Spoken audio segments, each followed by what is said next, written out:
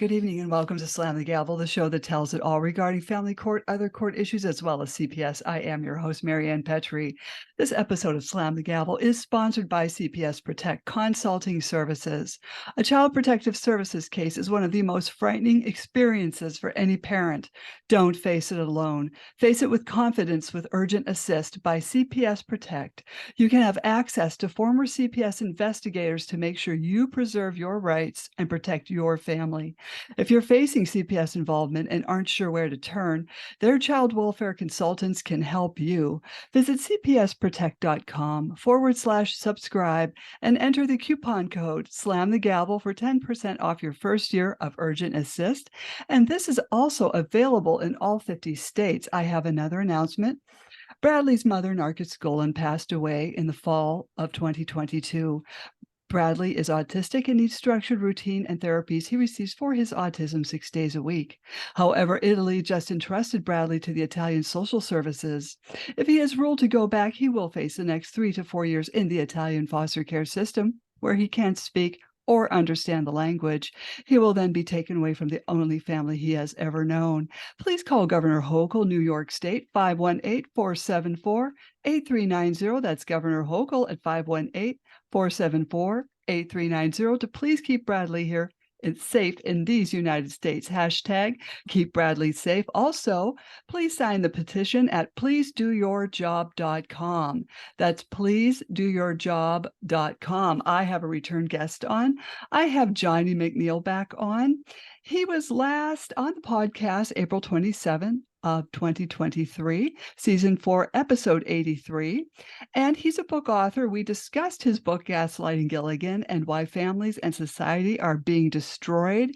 And we talked also a little bit about the dark triad of narcissism and a little bit more of that as well. And I welcome you back on, Johnny.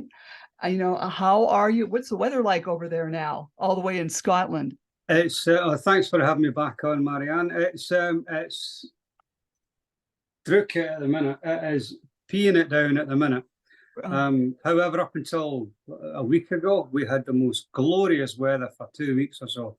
Absolutely fantastic. It was just heaven on earth.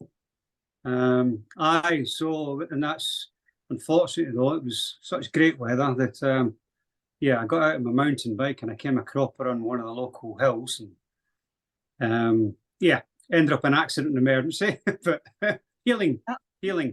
Well, I'm glad you're healing because you had a bad bicycle accident. Yeah, so I opened up my elbow. So that was an open fracture.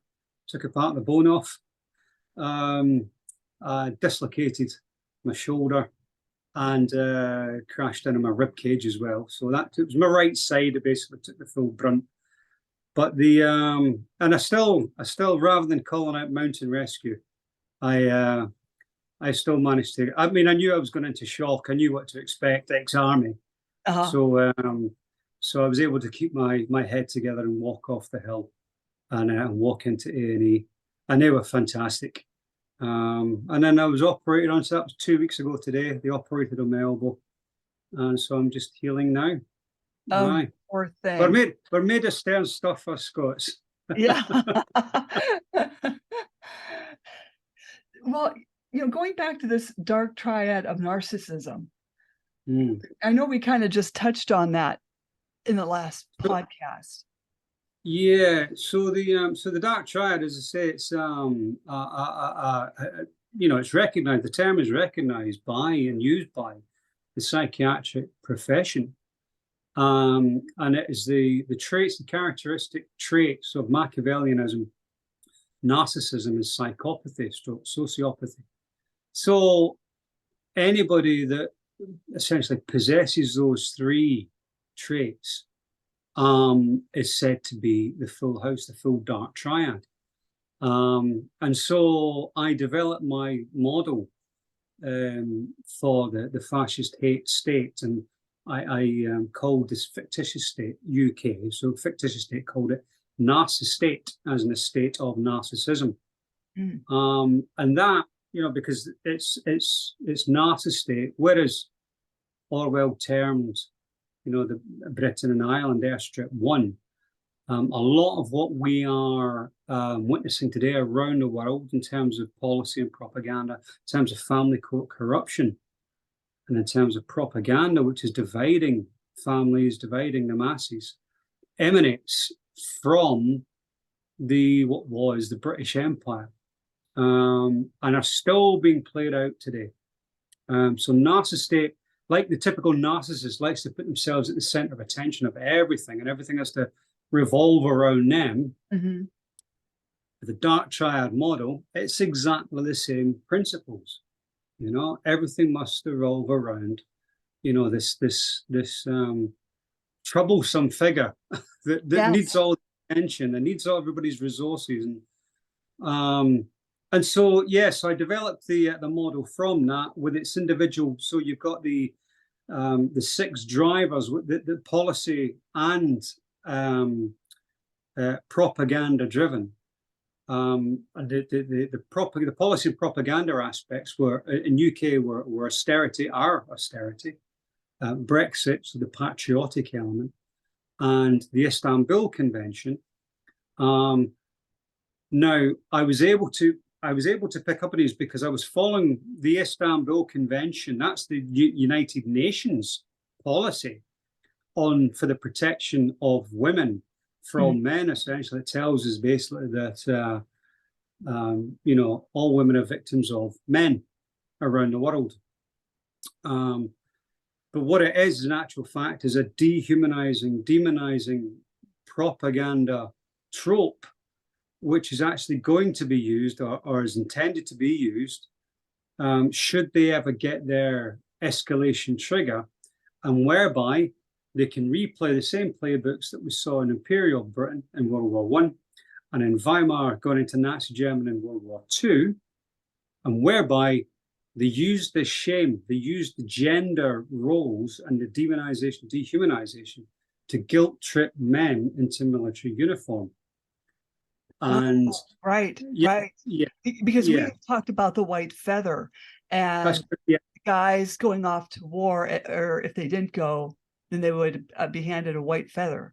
That's correct. So that was the suffragettes who in UK were they were protesting because they didn't have the vote at the time. Women didn't have the vote. And but neither did working class men. You only got the vote if you owned property, and so millions of working class men didn't have the vote either, and so they were. But to be fair, it was by and large men who did have the vote because it was men who owned the property, So of course that was all a fix. So you had the white feather women who were basically were formed out of the suffragette movement, and as they became ever more militant, they were permissioned to walk up to young men of fighting age on the street, and if they weren't in uniform, they were allowed to pin a white feather on them as a mark of cowardice, and tell them to get to the registration office and sign up. Go and fight for your country. And this was against the backdrop of all this. There's literally thousands of propaganda posters that were principally in Imperial Britain, Canada, Australia, New Zealand, whereby the use of gender to shame men into uniform was prevalent throughout those propaganda posters. And so what you had then was essentially the white feather women, the white feather brigade, as some of them became to be known. There's a good piece of work by Professor Nicoletta Galace, I think her name is, Gullace. She wrote a piece about the white feather brigade, essentially talking about the things I've just discussed. But of course, what the academics haven't put together is the revival of these playbooks through modern technology, through subliminal propaganda, as it was prior to the Me Too movement becoming a conscious thing. And that's what I was tracking, you see, in media. I was tracking what was the forerunner to the propaganda forerunner, to the conscious, in-your-face, overt construct, which became Me Too.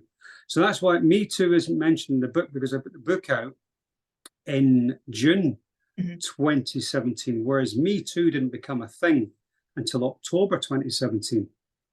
So, same construct, where I'll be careful here. So, the conventional right wing set it up, and in UK, the left wing kind of batted the ball, and the SNP played a key role in that. And bearing in mind, I'm an SNP member, but my political party for Scottish independence has been infiltrated, has been taken over, and they played a key role in that particular narrative, which we can't mention. So, the family courts aspect is just a way of feeding, of breaking children, of breaking parents, of suiciding fathers. And mothers too. Yes, and mothers, and mothers too. Listen, state, the cartel, the family courts cartel, they don't necessarily discriminate between, men and women, or mothers and fathers, in terms of the destruction of the family unit. It just so happens to be that I perceive that in UK, the principal aim, UK and Australia in particular, the principal aim is to separate fathers from sons in order to specifically break those boys, those young boys, make them seek role models. And they've got a choice between either gangs. They could go to youth clubs if they can find positive, role models in youth clubs. But then those youth clubs, by and large as well, will steer them towards the military. When they become of a certain age and they can't be part of the youth club anymore. There was a case, I think it was about maybe 2 to 3 years ago, where in family court, a mother had a heart attack and died right there in the courtroom in England. I think I heard about that, yeah. And there was also in the article that I read that, the paramedic was called. Somehow he didn't bring a defibrillator with him, and he was walking very slow. Maybe he thought, oh, it's probably just a criminal, that, I'm going into the courthouse. Even if that's no excuse. Right. It's a bizarre thing because, you don't want to think that, a court attendee, would be involved, but you can't rule it out either.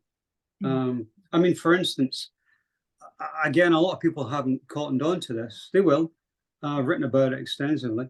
The whole, and I wouldn't blame a lot of people for switching off, actually, because, it was an entertainment thing.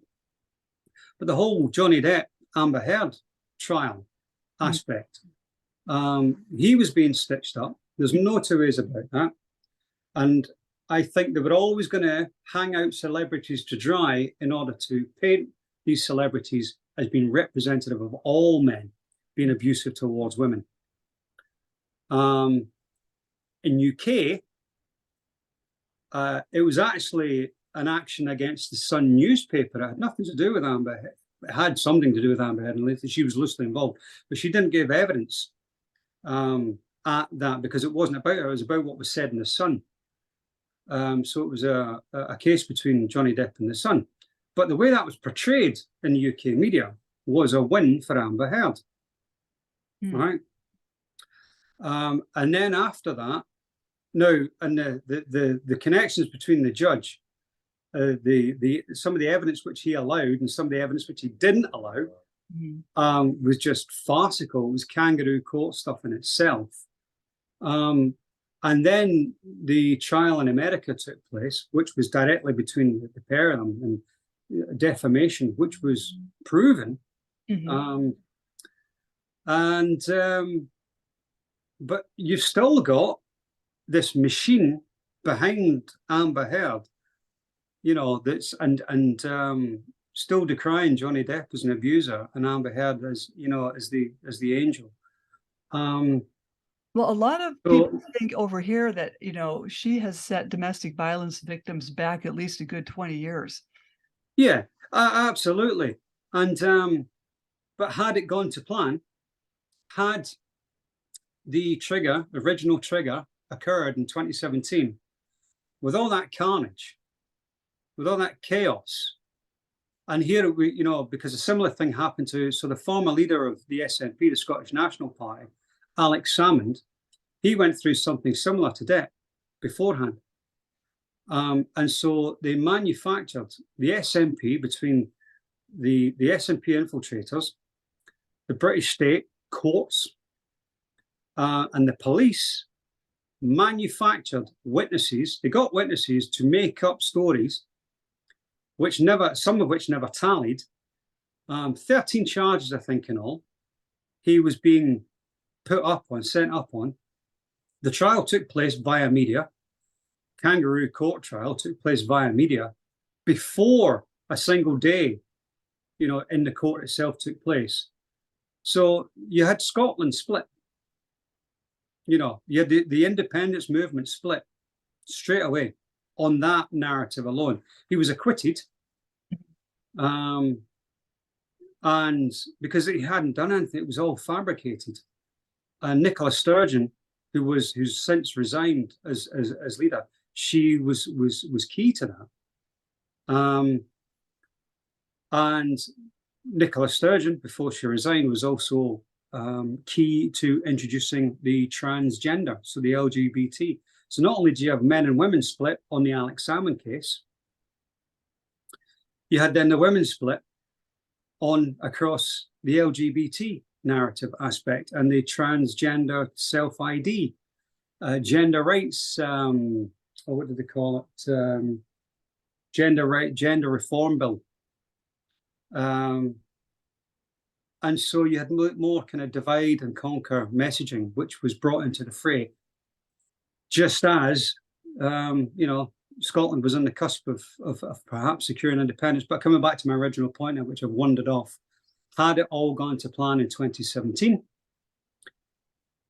Depp would never have got his day in court. Alex Salmond would be in prison now, because in Scotland, what they're also doing is trying at the moment still to remove trial by jury right for a man accused of sexual assault or rape or domestic abuse. And this is in Scotland. They're trying to. This is in Scotland. They're trying to remove, so a judge-only trial. And if that had succeeded, way back when they originally were going to implement it after 2017, Alex Salmond would be in jail now. His whole legacy destroyed. So, and that's the thing, in the 21st century, you can't hang, draw, and quarter your enemies anymore like they did with William Wallace. Mm-hmm. You know, so what you do is you hang, draw, and quarter his reputation, and you destroy his legacy, you know, in the eyes of the world. And there's no simpler way to do that than to say you're a rapist, you know. And so this is, so the accusation alone, it's not gone through, it's not been passed yet, but they're trying to essentially remove men's human rights in that regard, due process for rape, sexual assault, domestic violence, accusations of, for a judge-only trial, which is just. Is that also like, would that also take place in family court? Do they handle over there? Do they handle domestic violence and? Yeah, absolutely. Right, in the family court, but yeah, but they have a jury or no? No, that's only in criminal court. Yeah, that's only kind of criminal trials. It's magistrate led, you know. And that's the thing. As soon as when it gets into kind of divorce proceedings, or divorce proceedings, soon as and if, by and large, if a man says she's abusing me, this is an abusive relationship, he'll be ignored. He'll be ignored. But as soon as the woman says he's abusing me, it's all hands to the pump. She gets every piece of support. In fact, so to the point they're incentivized to say, yeah, he's abusing me. And straight away in Spain, I don't know if it's the same in England at the moment, but certainly in Spain, as soon as the accusation's made, the man's out the house. Mm-hmm. He's ejected out of the house straight away, not allowed to return. It's, Kafkaesque stuff, Orwellian stuff, and police state. It's fascism, or cultural Marxism, depending on what. But for me, tyranny is tyranny is tyranny. Right. I recognize it as fascism because I understood how fascism also destroys the family unit in order to feed children, to feed young men and children in general towards the state, be it prisons, be it military. But a lot of people call that cultural Marxism, which is the same playbook. Mm-hmm. But those who have a right-wing tendency like to call it cultural Marxism, because to admit otherwise, to admit their own beliefs are achieving the same destructive goals, well, then what does that make them? What have they fallen for their entire lives? They've got to then question their own identity and their own beliefs. People don't like doing that. Mm-hmm. And that's where people can see this for themselves. They can see this thing going on around the world, around the Western world, these same practices, the same corruption in media, in courts, politics. But yet they still can't seem to get their heads around how contrived, how orchestrated it is, how deliberate it is, how manipulative it is. It's not a coincidence. It cannot be coincidence. Mm-hmm. It's just too similar at the same time. So it's kind of rigged, such as the family court system. Yeah, our reality is we live in an actual matrix. Mm-hmm. It is an actual matrix. And again, there's even a mention of one of the Matrix films. There's even a mention of Me Too. The symbolism is just out there. It really is something else. I struggle. Sometimes I will watch a film now that, the chances are there'll be something I don't have to think about. Yeah. Because sometimes I'll catch myself going, oh, right, oh yeah, very good, very, very clever. And so it's hard not to watch some of the some films these days. Mm-hmm. Certainly a sci-fi horror. Yeah, it's impressive. I shouldn't say that, but it's impressive. I guess we've all got a dark side, so. Mm-hmm. But those of us who are able to keep a lid, and I recognize our dark side, to keep a lid on it. That's far healthier than people who won't recognize and play and allow their dark side to to run rampant. Mm-hmm. Yeah. So we've covered a lot there. Well, if anyone's interested, a really super good book is Living and Working with Evil People, a survival guide. And it kind of talks about, this kind of stuff. And it's written by Eric L. Nelson, PhD. But mm-hmm. It's Living and Working with Evil People. And I wish I would have read that a long time ago. Working is probably, if it's a boss, then it's probably what we can do about it. You're screwed, You're right. But if it's somebody that you're living with, there's only one solution. Get the hell out. Mm-hmm. They're never going to change. No. never going to change. Yeah, I found that to my cost. But I guess that's all been part of this journey, you know. Gaslighting Gilligan, free download. Yeah, so it's just a basic PDF format. And essentially I take you through a journey of how the protagonist, Brian Williams, by the way, is the same as the one character in Gaslighting Gilligan, but I took those names. So in the film Gaslight, 1944, Ingrid Bergman, if I remember rightly. I think it's an American detective who's working for Scotland Yard, Brian, and P.C. Williams, who's a policeman who helps him. And between the two of them, they suss what the husband's trying to do to the wife in Gaslight. So you've got Brian Williams. I put the two names together. So from Brian, the detective, and P.C. Williams, the policeman. So I put the two names together to form this character, Brian Williams, who essentially narrates you through how breaking children potentially turns them into this evil, you know. Not always, but certainly can do that in order to perpetuate time after time after time the same behaviors, generation after generation. Well, I'm glad you popped back on the show, and it was great talking to you, and I'd like to have you back on again. I'd love to be back. And how can people reach you? Yeah, so through gaslightinggilligan.com, where you can download the book, and there's a comment form in there as well that you know, people can reach me on. Feel free to donate. There's no obligation, but feel free to donate, and that will get me a whiskey. Actually, I've been off the whiskey these last couple of months, so I'm doing quite well. Taking a little break. My daughter inspired me to take a break from the whiskey for a wee while, from beer altogether. So 2 months dry. And you're probably a lot lighter.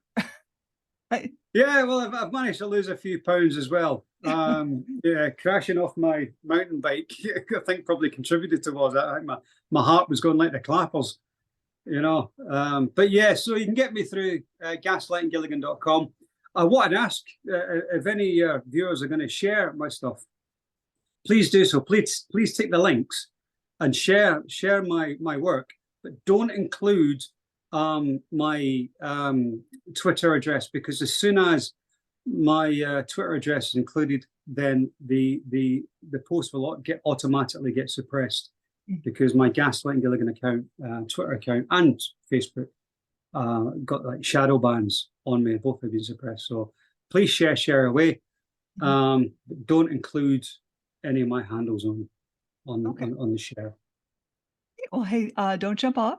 Slam the Gavel is a podcast to help the public understand what really goes on in these family courtrooms. I am your host, Marianne Petrie, author of Dismantling Family Court Corruption, Why Taking the Kids Was Not Enough, and Cry Out for Justice, Poems of Truth. And please join us again here with Johnny McNeill in the future and other exciting guests. Thank you so much. Thank you very much indeed, Marianne, for having me on. A lot of people won't touch me with a barge pole, so kudos to you. Oh, thank you.